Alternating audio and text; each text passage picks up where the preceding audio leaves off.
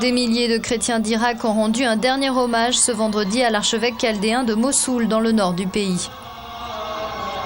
Les funérailles de Faraj Raou, retrouvé mort jeudi après son enlèvement par des inconnus, ont été célébrées dans l'église du village chrétien de Kremlis, où le prélat devait être inhumé. L'archevêque avait été enlevé le 29 février à Mossoul par des hommes armés qui avaient tué 3 de ses gardes du corps.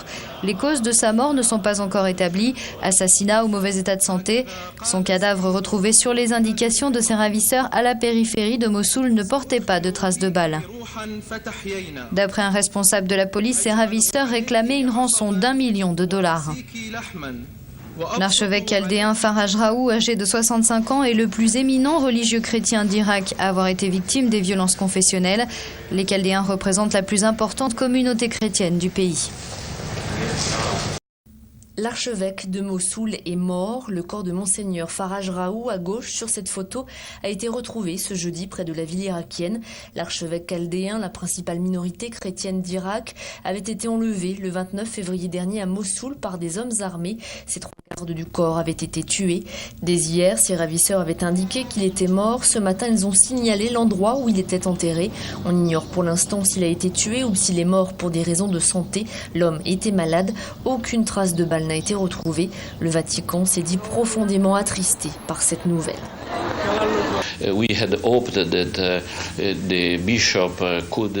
Nous espérions que l'archevêque pourrait être libéré, mais cela n'est pas arrivé. Nous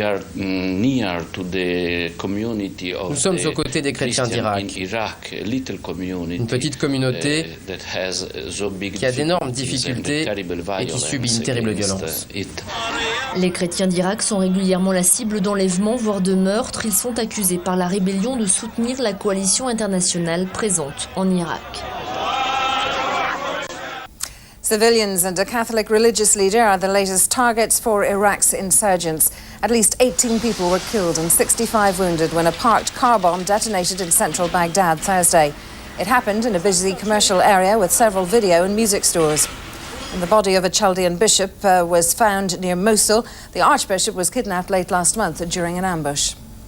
Well, the violence across Iraq continues to take a horrible human toll, but not just for those who are killed. As Arwa Damon tells us, many people who survive the attacks must come to terms with a life that's been changed forever.